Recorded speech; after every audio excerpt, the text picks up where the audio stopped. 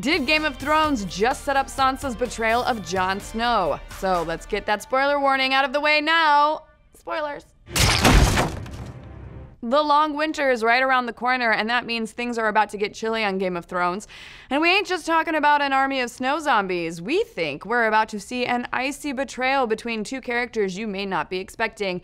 Yes, it may not be long before Sansa Stark decides to take her place as the rightful ruler in the North, leaving poor Jon Snow out in the cold. But how exactly will this happen? Well, it'll all start when the Lady of Winterfell inherits a little bit of wisdom from an old, trusted advisor. And no, we're not talking about this guy. Fight every battle, everywhere, always. Who's really gonna be dumb enough to trust Littlefinger at this point? And no, we're not talking about this guy either.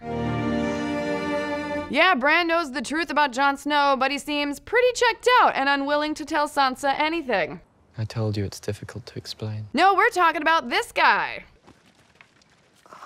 Now, don't feel too bad if you can't recall precisely which old man in a dirty robe that is. Game of Thrones has a lot of old men in dirty robes. That's Maester Luwin, the Maester of Winterfell, who was left to die in the Godswood all the way back in the end of Season 2. Luwin was a trusted advisor to the Starks, and he knew more about their family tree than most of the actual family did. In fact, in the books, it's implied that he may even know some secrets that certain family members would want to keep buried. There's an exchange in the very first novel, A Game of Thrones, where Luwin asks Ned, "When shall we tell Jon?" To which Ned replies, "When I must," adding, "When the time comes, I will tell him myself." On the surface, it seems like he's talking about Jon joining the Night's Watch, but there are clues that he may be talking about something a bit deeper. Like maybe he was planning to tell Jon that he's only a Stark on his mother's side and that his daddy is actually a dragon, Rhaegar Targaryen to be exact.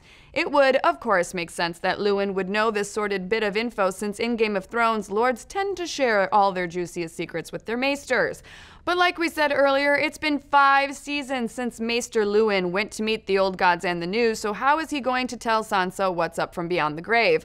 We got a hint about it in last Sunday's episode, and it all ties back to another long winter. As Sansa was doing her quality control stroll through Winterfell, she had a lot of questions about the future of her kingdom, like this one. What's the longest winter in the past 100 years? I'm not entirely certain. I'll check Maester Luwin's records. He kept a copy of every Raven scroll.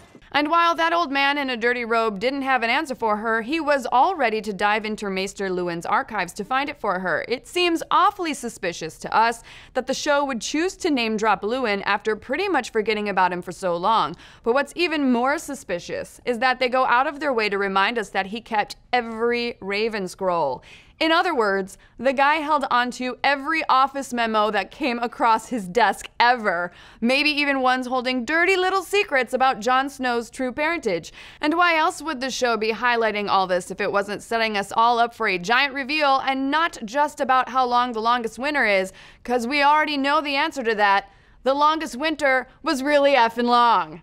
So we think, as the new Winterfell Maester starts to do his research, they're going to find evidence that Jon is a Targaryen, not a Stark, and when they present that info to Sansa, she's going to start getting some big ideas about who really deserves to be ruling the North. Well, maybe she won't be the one with the big ideas, actually, but you know, this guy will. Fight every battle, everywhere, always. You just know Littlefinger is going to love this news and use it to propel Sansa to betray her brother cousin, and you know he'd never pass up an opportunity to sow some dissent, because chaos is a ladder, and every possible series of events happening all at once, or whatever piece of smart-sounding BS he's gonna spout out on his next monologue. But what do you folks think? Will Sansa really discover the truth about Jon Snow's origin? And could she ever really stab him in the back? And hasn't Jon Snow been stabbed enough at this point? I mean, come on. Let's discuss. And if you haven't gotten enough Game of Thrones, be sure to check out our live after show, All Kings Considered. We break down the latest episode, dissect the theories, and predict what's next for the Seven Kingdoms. You can catch it every Monday at 1 p.m. Pacific on YouTube and ProjectAlpha.com.